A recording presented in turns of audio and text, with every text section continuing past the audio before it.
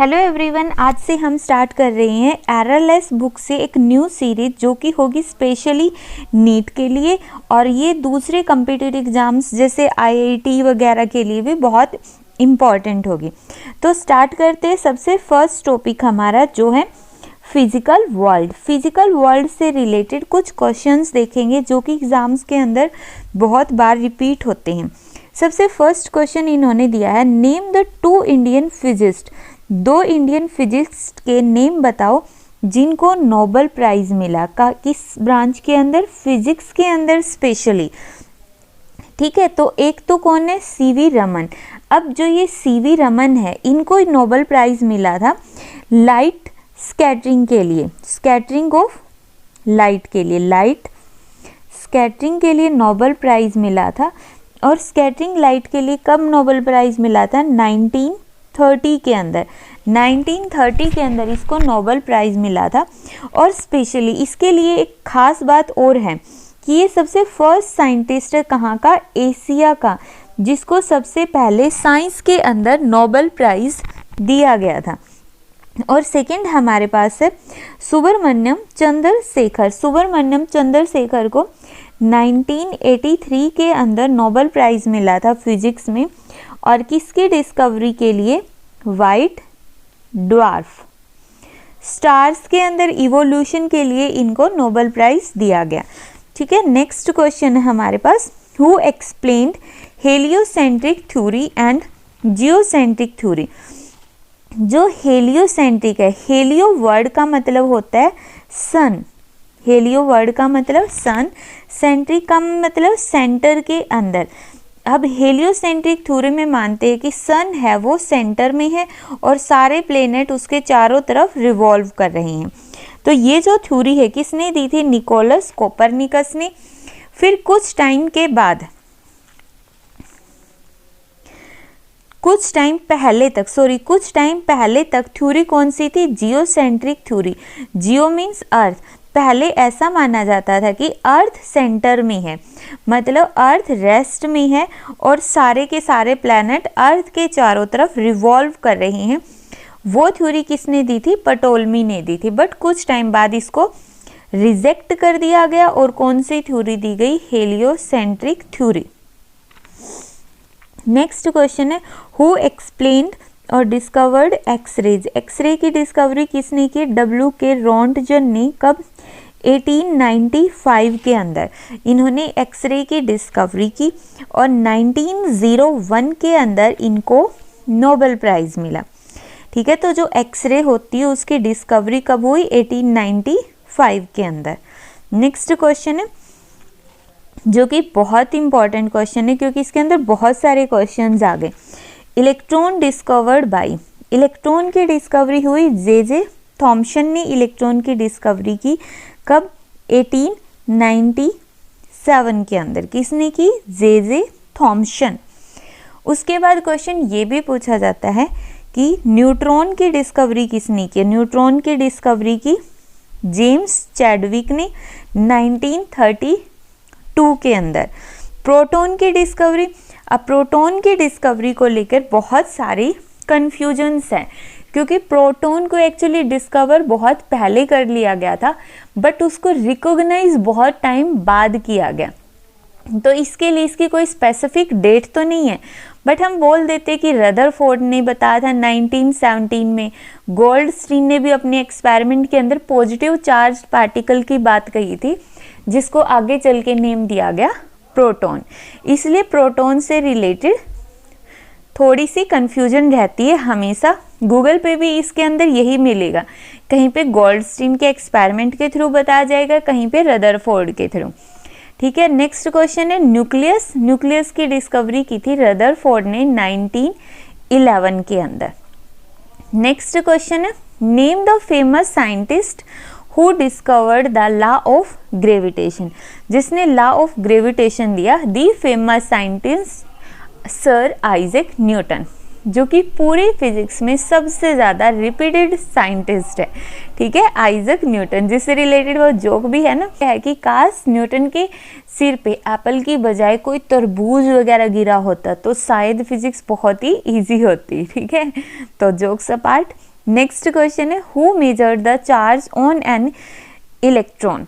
मतलब जो इलेक्ट्रॉन पे चार्ज कितना होता है 1.6 इंटू 10⁻⁻⁻19 कूलम, इतना चार्ज होता है इलेक्ट्रॉन पर। और इलेक्ट्रॉन पर चार्ज कैसा होगा, नेगेटिव। प्रोटॉन पे भी इतना ही चार्ज होगा, बट प्रोटॉन पर जो चार्ज होगा वो होगा पॉजिटिव, और न्यूट्रॉन पे चार्ज होता है 0। तो 3 एलिमेंट्री पार्टिकल है, इलेक्ट्रॉन, प्रोटॉन और न्यूट्रॉन। इलेक्ट्रॉन पे नेगेटिव, प्रोटॉन पे पॉजिटिव और न्यूट्रॉन पे 0 चार्ज। तो जो ये इलेक्ट्रॉन के ऊपर चार्ज को सबसे पहले किसने बताया था, R.A. मिलिकन ने। इसका एक बहुत ही फेमस एक्सपेरिमेंट है oil drop experiment. Oil drop experiment के थ्रू इसने 1909 के अंदर इलेक्ट्रॉन पे चार्ज बताया था, और इसके लिए इसको नोबेल प्राइज भी दिया गया 1923 के अंदर। ठीक है, नेक्स्ट क्वेश्चन है name the scientist who was first awarded Nobel prize twice, जिसको 2 बार नोबेल प्राइज दिया गया। तो एक तो है मैडम क्यूरी। अब जो मैडम क्यूरी है उनको 2 बार तो दिया गया, बट दोनों बार फिजिक्स में नहीं दिया गया था। एक बार तो उनको केमिस्ट्री में दिया गया 1911 के अंदर, और एक बार 1903 के अंदर फिजिक्स में दिया गया था, बट वो हाफ नोबेल प्राइज था। अब हाफ नोबेल प्राइज का मतलब जो इनके हस्बैंड थे सर हेनरी क्यूरी, उनको भी साथ में ये प्राइज दिया गया था। मतलब एक ही प्राइज दोनों हस्बैंड एंड वाइफ को दिया गया था। किस टॉपिक पे, रेडियो एक्टिविटी के ऊपर। तो अगर क्वेश्चन ये आता है कि नोबेल प्राइज इन फिजिक्स, तो फिजिक्स में दिया गया था, और फिजिक्स के अंदर ये प्राइज दिया गया सर जॉन बार्डिन को। कब दिया गया था, एक बार तो 1956 के अंदर और एक बार 1972 के अंदर। तो इनको फिजिक्स में 2 बार नोबेल प्राइज दिया गया था। नेक्स्ट क्वेश्चन है हु डिस्कवर्ड पोलोनियम। पोलोनियम की डिस्कवरी किसने की। पोलोनियम की डिस्कवरी करने वाले कौन से साइंटिस्ट थे, मैडम क्यूरी, जो कि हेनरी बैक्यूरेल की मिसेज थे। तो ये भी एक साइंटिस्ट थे जो स्पेशली केमिस्ट्री के थे, बट ये स्पेशली जो है वो रेडियो एक्टिविटी के थे, मीन्स जो एटॉमिक थ्योरीज है उनसे रिलेटेड थे। इसलिए इनको हम स्पेशली ये नहीं बोल सकते कि ये केमिस्ट्री के ही थे, क्योंकि ये जो टॉपिक है रेडियो एक्टिविटी या फ्यूजन, ये फिजिक्स और केमिस्ट्री दोनों में, इसलिए ये जनरली बोला जाता है। इन जनरल मीन्स इनको केमिस्ट्री में और फिजिक्स में भी दिया गया था। तो पोलोनियम की डिस्कवरी किसने की थी, मैडम क्यूरी ने। नेक्स्ट क्वेश्चन है write full form. Full form बतानी है लेजर की। L for light amplification by stimulated emission of radiations, light की एम्प्लीफिकेशन। नेक्स्ट है sonar. Sonar sound navigation and ranging, जो कि हम अपनी थ्योरी के अंदर इन दोनों टर्म्स को अच्छे से स्टडी कर चुके हैं। तो लेजर और सोनार की फुल फॉर्म थी। नेक्स्ट है atomic and molecular phenomena are dealt with. जो एटॉमिक और मॉलिक्यूलर फिनोमिना है वो कहाँ पे आते हैं, क्वांटम मैकेनिक्स के अंदर। क्यों, क्योंकि जो क्वांटम मैकेनिक्स है वो माइक्रो फिजिक्स के साथ डील करती है। माइक्रो का मतलब बहुत ही स्मॉल रेंज के अंदर, और जो एटम होते हैं और मॉलिक्यूल्स होते हैं वो कौन सी ब्रांच में आएंगे, माइक्रोस्कोपिक फिजिक्स, जो कि कौन डील करता है, क्वांटम मैकेनिक्स। अब यहाँ से देखो जो न्यूटोनियन मैकेनिक्स है वो क्लासिकल फिजिक्स के अंदर आती है। क्लासिकल फिजिक्स क्या होती है, जो मैक्रोस्कोपिक रेंज को, मैक्रो का मतलब जिसको हम बेयर आईज से भी ऑब्जर्व कर सकते हैं, उसको डील करती है। Next wave picture of light failed to explain. जो वेव पिक्चर है मीन्स जो लाइट होती है ना, उसके 2 नेचर होते हैं। लाइट की वेव नेचर तो होती ही है, प्लस लाइट की पार्टिकल नेचर भी होती है। लाइट की पार्टिकल नेचर किस वजह से होती है, जो लाइट के अंदर फोटॉन्स होंगे, लाइट के अंदर जो फोटॉन्स होते हैं ना, फोटॉन्स मतलब packet of energy, packet of energy, तो फोटॉन्स भी होते हैं। उसकी वजह से लाइट के अंदर पार्टिकल नेचर होता है। अब उसका वेव नेचर जो है ना, पोलराइजेशन को भी एक्सप्लेन कर देता है, डायफ्रैक्शन को भी और इंटरफेरेंस को भी। ये एक्चुअल में ये जो फिनोमिना होते हैं लाइट के, जो कि हम 12th क्लास में डिटेल में स्टडी करेंगे। तो कौन से फिनोमिना को एक्सप्लेन नहीं कर पाइए? फोटो इलेक्ट्रिक इफेक्ट को। फोटो इलेक्ट्रिक इफेक्ट को particle nature of light explain कर पाया था, ठीक है, इसलिए वेव नेचर इसको एक्सप्लेन करने में फेल हो गया। नेक्स्ट क्वेश्चन है, which of the following is possible first step in applying the scientific method. तो साइंटिफिक मेथड को अप्लाई करने में सबसे फर्स्ट स्टेप क्या होता है? फॉर्मुलेटिंग ए क्वेश्चन। मतलब कोई भी साइंटिफिक मेथड है वो अगर हमें अप्लाई करना है तो उसके लिए क्या होना चाहिए? जरूरी नहीं है सिर्फ फॉर्मुलेटिंग ए क्वेश्चन हो, एक्चुअल में एक पूरी प्रोसेस होती है। इसमें सबसे पहले हम एक क्वेश्चन की फॉर्मेशन करते हैं। क्वेश्चन की फॉर्मेशन करने के बाद उस क्वेश्चन के ऊपर रिसर्च की जाती है। जब रिसर्च करेंगे तो उसके ऊपर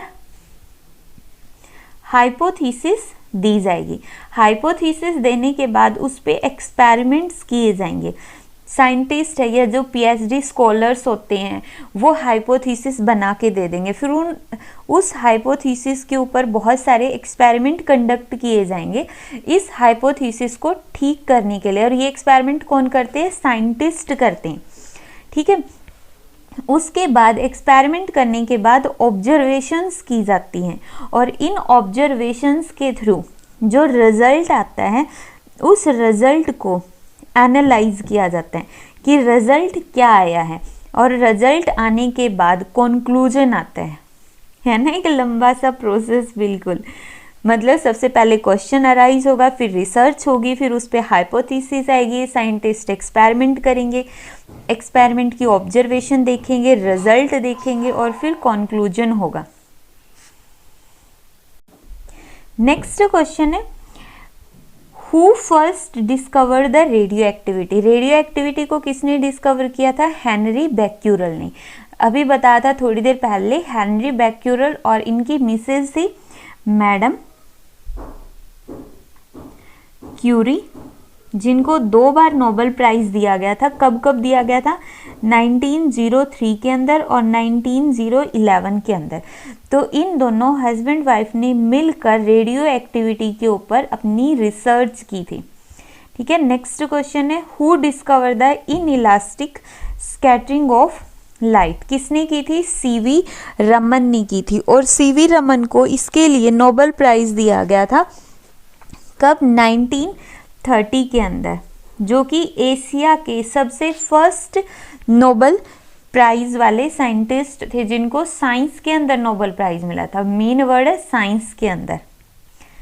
नेक्स्ट क्वेश्चन है, Which scientist gave the major contribution in quantum statistics and Bose-Einstein statistics? तो एसन बोज, ठीक है। अब क्वांटम स्टैटिस्टिक्स और बोज स्टैटिस्टिक्स होते हैं, ये हम ग्रेजुएशन में पढ़ते हैं स्पेशली। ये 12th क्लास में भी बहुत ही थोड़ा सा इंट्रोडक्शन आता है। तो ये जो थ्योरीज है किसने दी थी? एसन बोस ने। Next, heliocentric theory proposed by Nicolaus was. Helio मतलब कि जिस थ्योरी के अंदर जो सन है वो सेंटर में होता है। जो ये हेलियो वर्ड है ना, हेलियो वर्ड का मतलब होता है सन। तो ये जो थ्योरी प्रपोज की गई थी, ये थ्योरी क्या थी? सबसे पहले इसका आंसर क्या आएगा कि जो answer B means replaced by elliptical orbits to fit data better. Means इसमें इन्होंने ये कहा गया कि जो सन है वो तो रेस्ट में होता है, बट जो प्लैनेट्स है उसके चारों तरफ इलिप्टिकल ऑर्बिट में रिवॉल्व करते हैं, सर्कुलर ऑर्बिट में रिवॉल्व नहीं करेंगे। कैसे रिवॉल्व करेंगे ये सन के अराउंड में? इलिप्टिकल ऑर्बिट में रिवॉल्व करेंगे, ठीक है। Next, the scientific method is. जो साइंटिफिक मेथड है वो क्या होता है? देखो साइंटिफिक मेथड, इसमें से इन्होंने बोला ऑप्शन नंबर सी, तो बाकी ऑप्शन पढ़ के देख लेना। सी ऑप्शन ही क्यों होगा वो देखते हैं। तो इन्होंने कहा है साइंटिफिक मेथड क्या होता है। साइंटिफिक मेथड का अभी हमने क्वेश्चन पढ़ा था, वो पूरी की पूरी जो रामायण हमने की थी कि सबसे पहले क्वेश्चन आएगा, क्वेश्चन के ऊपर रिसर्च होगी, रिसर्च के बाद हाइपोथीसिस आएगी, हाइपोथीसिस के बाद एक्सपेरिमेंट होंगे, एक्सपेरिमेंट के बाद ऑब्जर्वेशंस होगी, ऑब्जर्वेशंस के बाद रिजल्ट आएगा और रिजल्ट आने के बाद कंक्लूजन आएगा। ठीक है, तो इन्होंने बोला है कि जो साइंटिफिक मेथड है वो है क्या, C option, a body of techniques for investigating phenomena and acquiring new knowledge. मतलब एक तरह से ये है क्या साइंटिफिक मेथड, हम सबसे पहले कोई भी फिनोमिना है उसके ऊपर क्वेश्चन अराइज कर रहे हैं, क्वेश्चन अराइज करेंगे तो फिर उसको इन्वेस्टिगेट करेंगे उस पूरे फिनोमिना को, और पूरे फिनोमिना को इन्वेस्टिगेट करने के बाद जो उसके बाद रिजल्ट आ जाएगा और जो कंक्लूजन लेंगे हम, उस कंक्लूजन के थ्रू हमें एक नई नॉलेज मिलेगी, मतलब हम कुछ नया सीखेंगे। तो साइंटिफिक मेथड का मेन पर्पज यही होता है। अब इसको हम रिवाइज्ड भी कर सकते हैं। अब जो फर्स्ट ऑप्शन है और थर्ड ऑप्शन है इनमें हल्का सा डिफरेंस है। इसमें दिया गया प्रिस्क्राइब्ड मेथड और इसमें body of technique, prescribed method नहीं है। क्यों, क्योंकि ये देखो ध्यान से, इट कैन बी रिवाइज्ड, जो नीचे एक्सप्लेनेशन है देखो, it can be revised by revised if required to fit new phenomena और डाटा, नए फिनोमिना और डाटा के अंदर फिट होने के लिए इसको हम रिवाइज कर सकते हैं। ये कोई प्रिस्क्राइब्ड मेथड नहीं है, तो इसी वजह से इसका ए ऑप्शन ना आके सी ऑप्शन आएगा। ठीक है, तो साइंटिफिक मेथड को लेके आई होप कि जो ये कंफ्यूजन है वो दूर हो गया होगा। नेक्स्ट क्वेश्चन है, which of the following is possible final step in applying the scientific method. अब साइंटिफिक मेथड को अप्लाई करने के लिए सबसे फाइनल स्टेप क्या होता है, हमने अभी देखा पहले क्वेश्चन अराइज होगा, फिर उस पर रिसर्च होगी, फिर हाइपोथीसिस आएगी, फिर उस पर एक्सपेरिमेंट होंगे, फिर ऑब्जर्वेशन आएगी, फिर उसमें रिजल्ट आएगा और फिर रिजल्ट की एनालिसिस होगी और फिर कंक्लूजन आएगा। ठीक है, तो इम्पॉर्टेंट क्या है, एनालिसिस ऑफ द रिजल्ट, मतलब साइंटिस्ट जब अपनी ऑब्जर्वेशन की रिपोर्ट को सबमिट कर देंगे, मतलब जब वो अपनी रिपोर्ट सबमिट करेंगे तो रिपोर्ट को सबमिट करने के बाद उनके रिजल्ट्स को एनालाइज किया जाएगा और एनालाइज करने के बाद वहाँ पे क्या बनेगा, वो उसका फाइनल स्टेप बनेगा। नेक्स्ट क्वेश्चन है, फिजिक्स इज, फिजिक्स क्या होती है हमारे पास, physics is a natural science. Physics वैसे भी क्या है, फिजिक्स साइंस की वो ब्रांच है जो नेचर और नेचर के अंदर होने वाले सभी फिनोमिनाज को डील करती है।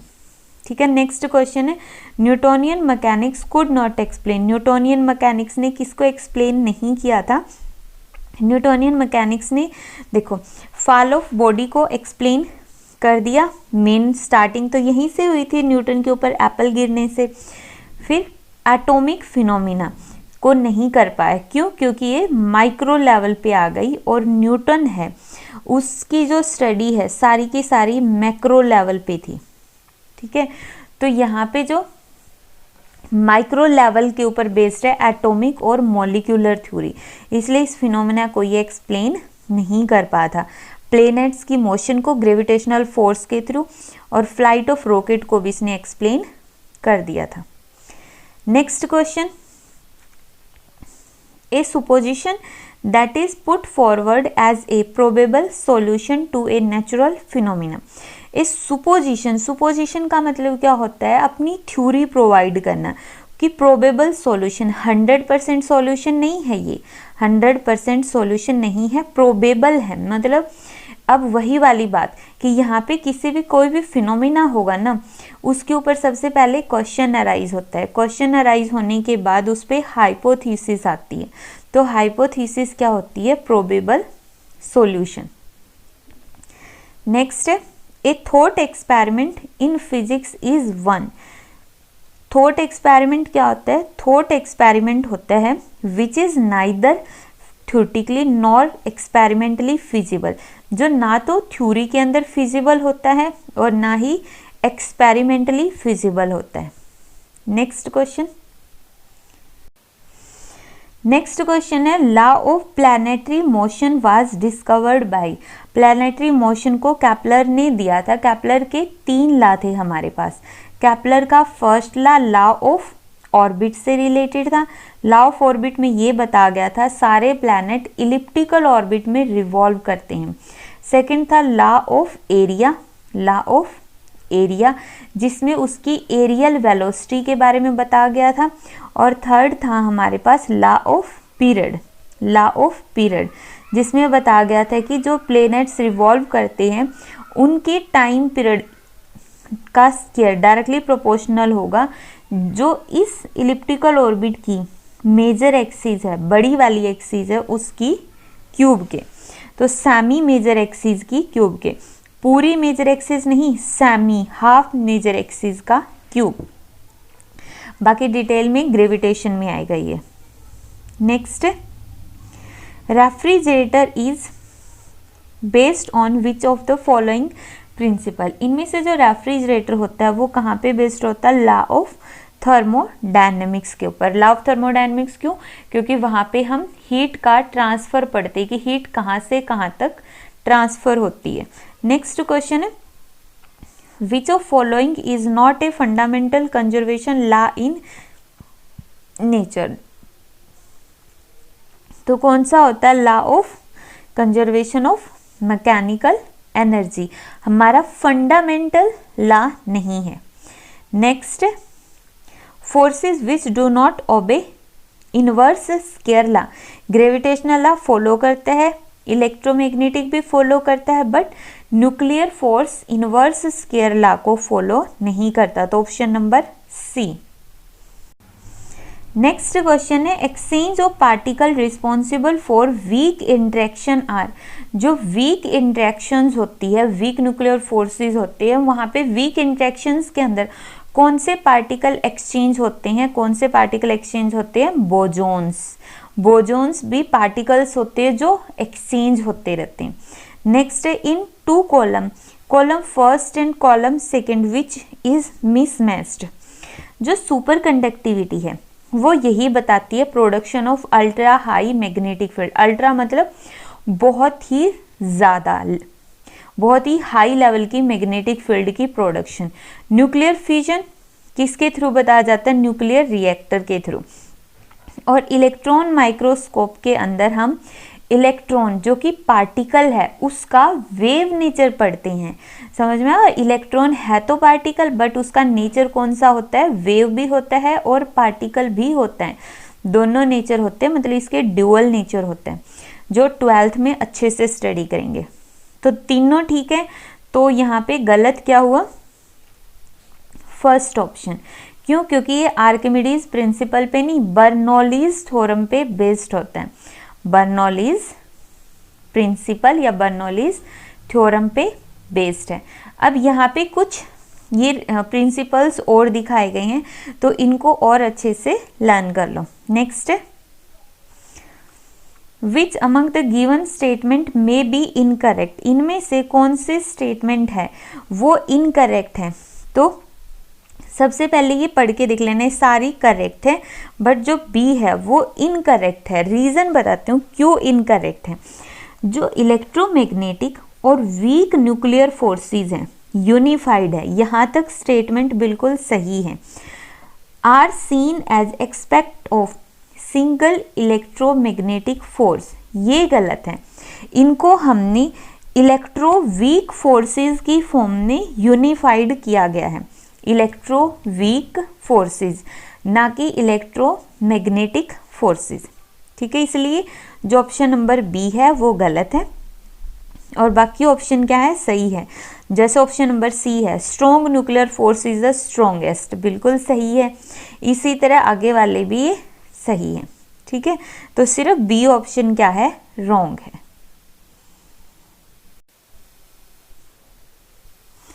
31st क्वेश्चन है the scientific principle involve in radio and TV broadcast is radio के अंदर सिग्नल भेजने के लिए, जो हम एफएम सुनते हैं ना उसके अंदर सिग्नल भेजने के लिए, या फिर टीवी ब्रॉडकास्ट जहाँ पे हम सीरियल्स देखते हैं, बिग बॉस देखते हैं, या फिर जो भी मोगली वगैरह सीरियल्स, जो भी सीरियल्स तुम देखते हो उनके अंदर कौन सा साइंटिफिक प्रिंसिपल यूज होता है। तो यहाँ पे कौन सा प्रिंसिपल यूज होगा, प्रोपेगेशन ऑफ इलेक्ट्रोमैग्नेटिक वेव, जिसको हम डिटेल में क्लास 12th में स्टडी करेंगे। नेक्स्ट है, इन्होंने फोर्सेस दिए हैं, कौन कौन से, strong nuclear force, weak nuclear force, gravitational force, और हमारे पास कौन सा रह गया एक, इलेक्ट्रोमैग्नेटिक फोर्स। इन फोर्सेस को इंक्रीजिंग ऑर्डर के अंदर रखो। इंक्रीजिंग ऑर्डर क्या होगा, सबसे वीक कौन सा होता है, ग्रेविटेशनल, सबसे स्ट्रॉन्ग कौन सा होता है, स्ट्रॉन्ग न्यूक्लियर फोर्स, सबसे ज़्यादा स्ट्रॉन्ग है, फिर स्ट्रॉन्ग कौन सा है, इलेक्ट्रोमैग्नेटिक फोर्स, और सब फिर वीक न्यूक्लियर फोर्स, सबसे वीकेस्ट कौन सा है, ग्रेविटेशनल फोर्स। नेक्स्ट क्वेश्चन है, range of weak nuclear force is, range of weak nuclear force है 10 raised to the power, यहाँ पे आएगा -18 metre, 10 raised to the power -18 metre क्या है, वीक न्यूक्लियर फोर्सेस की रेंज है, range of weak nuclear forces. Next, main thrust in the physics are, physics के अंदर सबसे बेसिक प्रिंसिपल्स कौन से, यूनिफिकेशन और रिडक्शनिज्म। अब जो यूनिफिकेशन ऑफ रिडक्शनिज्म है, यहाँ पे देखो हमने यूनिफिकेशन ऑफ रिडक्शनिज्म के ऊपर ये आई बटन के अंदर ऑलरेडी एक वीडियो बना रखी है, वहाँ पे जाके डिटेल में समझ सकते हो। नेक्स्ट क्वेश्चन है, who of the following scientist was involved in unification of weak nuclear interaction and electromagnetic interaction, कौन सा होगा, अब्दुस सलाम। क्या ये ही एक साइंटिस्ट है, इसके अलावा भी कौन कौन से हैं, यहाँ पे है सेल्डन, ग्लासहाउ,